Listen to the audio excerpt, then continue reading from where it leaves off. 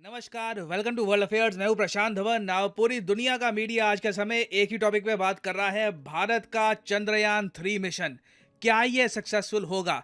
क्या India history में अपना नाम स्वर्ण अक्षरों से as a space super power दर्ज कर पाएगा या नहीं? नाउ यहाँ पर आप देख पाओगे, सीएनएन का आर्टिकल है, India launches historic Chandrayaan 3 mission. उसके अलावा जो यूरोपियन स्पेस एजेंसी है वो लोग इस पर कमेंट कर रहे हैं कि हम लोग ग्राउंड सपोर्ट प्रोवाइड करेंगे चंद्रयान 3 के लिए। न्यूयॉर्क टाइम्स इसके बारे में लिख रहा है।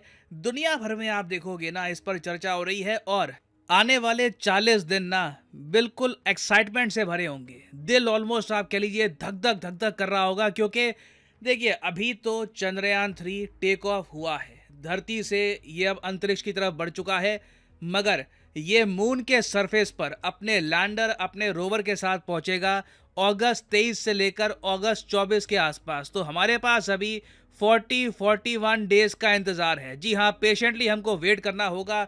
धीरे धीरे चंद्रयान 3 पहुंचेगा मून की तरफ और उम्मीद है कि इस बार हम लोग सक्सेसफुल हो जाएं। इस वीडियो में हम बात करने वाले हैं चंद्रयान 3 के बारे में। चंद्रयान 3 के अलावा और कौन कौन से मून मिशन आने वाले हैं ये हम जानेंगे, और ये भी डिस्कस करेंगे कि यूएसए इतना ज्यादा इंटरेस्टेड क्यों है चंद्रयान 3 में, ये क्लोजली फॉलो क्यों करेंगे इस मिशन को। बहुत कुछ यहाँ पे आपको जानने को मिलेगा, मगर आगे बढ़ने से पहले आपसे क्वेश्चन पूछूंगा। बहुत ही बेसिक क्वेश्चन है कि चंद्रयान 3 मिशन में रफली कितना खर्चा आया है, इस मिशन की कॉस्ट क्या है। ये है यहाँ पे आपकी ऑप्शन: 615 करोड़ रुपए, 2002 करोड़ रुपए, 1000 करोड़ रुपए या फिर 69 करोड़ रुपीस। कमेंट सेक्शन में करिए उत्तर, सही आंसर आपको मिलेगा वीडियो के एंड में। अच्छा, तो सबसे पहले ना मैं आपको दिखाना चाहता हूँ ये फोटो अपने आप में हिस्टोरिक है। ये लुखोद वन का रेप्लिका है। लुखोद वन पहला ह्यूमन बींग्स द्वारा बनाया गया एक रोवर था। जी हाँ, ये रोवर यूएसएसआर, जो आज के समय रशियन फेडरेशन बन चुका है, रशियंस ने लॉन्च किया था मून की तरफ। और यहाँ पे आप देख पाओगे कितने नाजुक पहिए हैं इसके, बट इन पहियों के साथ भी लुखोद वन मून के सरफेस पे चला था और इसी के साथ यूएसएसआर ने यूएसए को बीट कर दिया था मून पर एक रोवर उतारने के कंपटीशन में। जी हाँ, कई लोग सोचते हैं कि सिंस नील आर्मस्ट्रांग पहुंच गए थे मून पर तो उसके बाद यूएस हर जगह आगे निकल गया होगा, मगर नहीं, यूएसएसआर ने काफी जगह यूएसए को बीट किया था। खैर, लुखोद वन के बाद आप देखोगे तो फिर अमेरिकन ने भेजा अपना भारी भरकम अपोलो लूनर रोविंग व्हीकल। ये अमेरिकन ने मून पर उतारा था 1971 में। जो यूएसएसआर का लुखोद वन था, ये 1970 में मून के सरफेस पर चला था। और यहाँ पे आप देख पाओगे अमेरिकन ने इतना बड़ा रोवर उतारा कि लिटरली इस पर सीट्स हैं एस्ट्रोनॉट्स के बैठने के लिए। अमेरिकन एस्ट्रोनॉट्स लिटरली इस रोवर पर बैठकर मून के सरफेस पर चल चुके हैं। नाउ ये सब हुआ था 1970s में। कमाल का डेकेड था 70s। उसके बाद हम आते हैं सीधा 2010 के बाद। तो 2016 में चाइना ने अपना U2 रोवर मून के सरफेस पे उतार दिया। ये भी चाइना के लिए ऐतिहासिक था, पहला एशियन कंट्री जो मून के सरफेस पर सॉफ्ट लैंडिंग करके पहुंच गया। नाउ अब क्वेश्चन आता है कि क्या इंडिया चौथा देश बन सकता है? क्या हम फाइनली ये अकॉम्प्लिश कर सकते हैं? देखिए, चंद्रयान 3 बहुत हद तक सक्सेसफुल हो सकता है, क्योंकि आप अगर चंद्रयान 2 से इसको कंपेयर करोगे ना तो चंद्रयान 2 बहुत कॉम्प्लेक्स था, काफी मुश्किल मिशन था। चंद्रयान 2 में इंडिया का प्लान ये था कि इकट्ठा ना हम मून पर एक ऑर्बिटर जो मून को ऑर्बिट करेगा ये लॉन्च करेंगे, साथ में उसी ऑर्बिटर से कनेक्टेड होगा एक लैंडर और लैंडर के अंदर होगा एक रोवर। अमेरिकन ने भी देखा था इसको और ये कहा कि ये मिशन बहुत ही कॉम्प्लेक्स है, इंडिया ने एक बहुत ही चैलेंजिंग टास्क लिया है और हम लोग ऑलमोस्ट सक्सेसफुल हो ही गए थे। We were that close. Last moment पर जो लैंडर था ये प्रॉपरली लैंड कर नहीं पाया, मून के सरफेस पर क्रैश कर गया, मगर रोवर आज भी प्रॉपरली काम कर रहा है। तो चंद्रयान 2 में आप कह सकते हैं कुछ सक्सेस मिली, कुछ फेलियर्स भी साथ में लगे। 100% सक्सेसफुल मिशन नहीं था ये, मगर इस बार चंद्रयान 3 में मिशन ज्यादा सिंपल है, इतना जटिल नहीं है जितना चंद्रयान 2 में था। क्योंकि चंद्रयान 3 में ना कुछ ऐसा नहीं है कि पहले रोवर ऑर्बिट स्टार्ट कर देगा, उससे डिटैच होगा लैंडर, वो पहुंचेगा मून के सरफेस पर। नहीं, सीधा जो भी पेलोड है वहां पे एक लैंडर है। आज के समय इसरो का एक ही टारगेट है चंद्रयान 3 के अंडर कि मून के सरफेस पर एक लैंडर, विक्रम लैंडर, उसको लैंड करना है। फिर विक्रम लैंडर का जो दरवाजा है खुलेगा और अंदर से निकलेगा प्रज्ञान रोवर और 14 दिनों तक ये रोवर मून के सरफेस पर चलेगा। अब यहाँ पे आपका एक सवाल ये भी आएगा कि मैंने कहा था कि यूएस बहुत ही ज़्यादा इंटरेस्टेड होगा चंद्रयान 3 को लेकर, तो इसका रीज़न क्या है? रीज़न आपको समझाता हूँ ना। एक सेकंड के लिए यहाँ पर देखो, ये धरती पे अगर हम जूम इन करें, ये यहाँ पे है प्लैनेट अर्थ।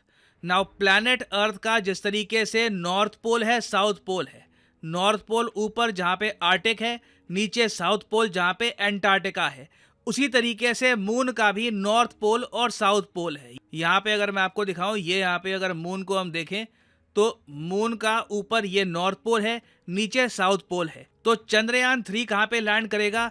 मून के साउथ पोल में। और इसका रीजन क्या है?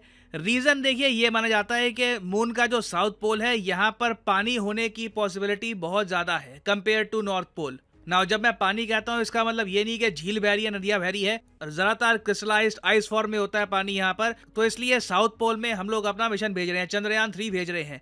नाउ नासा यहाँ पर इंटरेस्टेड इसलिए है चंद्रयान 3 के डेटा को लेकर, क्योंकि अर्थमिस मिशन के अंडर नासा भी जो अपने एस्ट्रोनॉट्स भेजेगा ना मून पर, वो भी साउथ पोल में ही भेजने वाला है।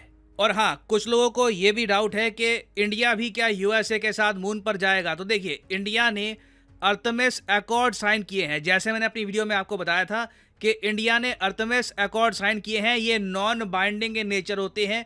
तो इंडिया को कोई यहाँ पर बंदिश नहीं है कि हमें भी यूएस के साथ जाना पड़ेगा या उनके मिशन का पार्ट बनना पड़ेगा। मगर यूएसए ने, व्हाइट हाउस ने अपने डॉक्यूमेंट्स में ये कहा है कि इंडियन एस्ट्रोनॉट्स को ये लोग इवेंचुअली चाहते हैं कि इंटरनेशनल स्पेस स्टेशन में भी लेके जाएं। तो इसलिए चंद्रयान 3 का जो पेलोड, जब मैं पेलोड कहता हूं तो मतलब कि कौन कौन से इक्विपमेंट लगे हुए हैं चंद्रयान 3 में। तो चंद्रयान 3 का जो रोवर है, प्रज्ञान रोवर, उसमें दो बहुत ही इंपॉर्टेंट इक्विपमेंट है, और भी इक्विपमेंट है मगर ये दो तो बहुत ही इंपॉर्टेंट है। एक तो है APXS और दूसरा है LIBS। ये इसकी फुल फॉर्म है laser induced breakdown spectroscope. Now इन दोनों इक्विपमेंट का काम ये होगा कि मून के सरफेस की जो केमिकल कॉम्पोजिशन है ये स्टडी करे, जो लूनर सॉइल है, जो मून की सॉइल है, इसको स्टडी करे, और वो सब डेटा इंडिया के पास आएगा। इस डेटा को लेकर यूएस बहुत ही इंटरेस्टेड होगा, क्योंकि इसी एरिया के आसपास इनके एस्ट्रोनॉट्स उतरेंगे। ना सिर्फ उतरेंगे, यूएसए तो चाहता है कि यहाँ पर एक प्रॉपर लूनर बेस बनाया जाए। तो इसलिए यूएस बहुत ही इंटरेस्टेड है चंद्रयान 3 को लेकर। और उस सब के अलावा अगर हम लॉन्च कैपेसिटी की बात करें, मैं देख रहा था जब चंद्रयान 3 की लॉन्च वीडियोस दुनिया भर में वायरल हो रही थी, तो कई अमेरिकन्स ने यह कहा कि थ्रस्ट कमाल का है, जिस स्पीड से चंद्रयान 3 ने टेक ऑफ किया है ना, ये कमाल का है। तो मैं इसका रीजन आपको बता दूं कि चंद्रयान 3 को लॉन्च करने के लिए हम यूज कर रहे हैं LVM-3 को। इससे पहले चंद्रयान 2 को लॉन्च करने के लिए हमने यूज किया था GSLV Mk3 का। LVM-3 देखिए GSLV सीरीज से ज्यादा पावरफुल है, ज्यादा लोड कैरिंग कैपेसिटी है इसकी। और पर लॉन्च के अगर एक बार आपको LVM-3 से अंतरिक्ष में कुछ पहुंचाना है, चाहे सैटेलाइट पहुंचानी है, कुछ आपको दूरबीन पहुंचानी है, कुछ भी आपको पहुंचाना है अगर अंतरिक्ष में, तो एक लॉन्च की यहाँ पर कॉस्ट आती है 500 करोड़ रुपए। इससे आपको थोड़ा बहुत आइडिया लग गया होगा यहाँ पर कि कितना खर्चा आया है चंद्रयान 3 मिशन में। और फाइनली आप में से कुछ लोगों का एक सवाल ये भी हो सकता है कि आज के समय बात की जा रही है कि चंद्रयान 3 के तुरंत बाद रशिया भी एक मून मिशन लॉन्च करेगा लूना 25 के नाम से। इसको लेकर कुछ लोगों ने मीम्स भी बनानी स्टार्ट कर दी, जहां पर इंडिया का चंद्रयान 3 घूर रहा है रशिया के लूना 25 को। तो मैं वैसे आपको बता दूं, हमें लूना 5 को देखकर कहीं से भी नर्वस होने की आवश्यकता नहीं है। ऐसा नहीं है कि कहीं से अगर हमारे मिशन में कुछ गड़बड़ हो गई तो रशिया सक्सेसफुल हो जाएगा, फिर से हमें अजीब लगेगा। ऐसा कुछ भी नहीं है, क्योंकि रशिया का मिशन कंप्लीटली डिफरेंट है। हमारा मिशन क्या है? पहले लैंडर लैंड करेगा, उसके बाद लैंडर से निकलेगा एक रोवर। रशिया का जो मिशन है ये डिफरेंट है, ये प्राइमरली बस एक लैंडर को ही लेके जा रहे हैं, इसमें कोई रोवर नहीं होगा। तो लूना 25 कंप्लीटली डिफरेंट है। कुछ खास कंपटीशन मैं नहीं कहूंगा कि इंडिया रशिया का है। इवन इसके बाद जो जापान का भी मिशन आएगा वो भी काफ़ी डिफरेंट है। बट अभी के लिए बस हमें इंतज़ार करना होगा।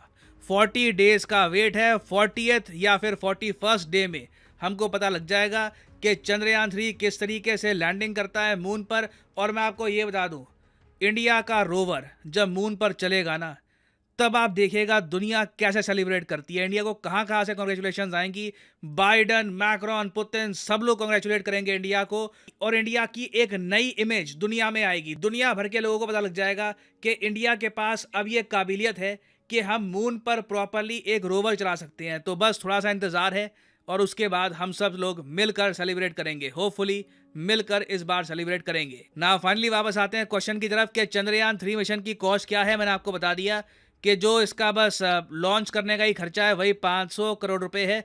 बाकी 115 करोड़ रुपए की जो कॉस्ट आई है ये यहाँ पर लैंडर और रोवर बनाने की, तो टोटल कॉस्ट यहाँ पे हमारी हो गई 615 करोड़ रुपए। रफली ये कॉस्ट है चंद्रयान 3 मिशन की। फाइनली यहाँ पर मैं ये भी ऐड कर दूं कि अनअकैडमी की एक मैसिव सेल चल रही है इस वक्त। यूजुअली अनअकैडमी का डिस्काउंट होता है 10%, आज के समय ये डिस्काउंट बढ़ के 50% हो चुका है।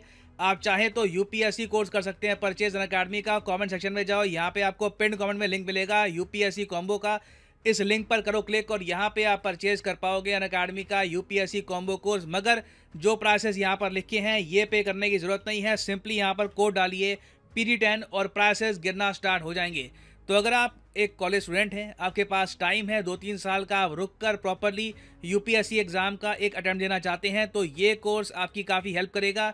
2500 रुपये पर मंथ में आप यूपीएससी एग्जाम की तैयारी कर सकते हैं घर बैठे। सो इसी नोट के साथ ये है वीडियो का। Thank you for listening and as always, may the gods watch over you.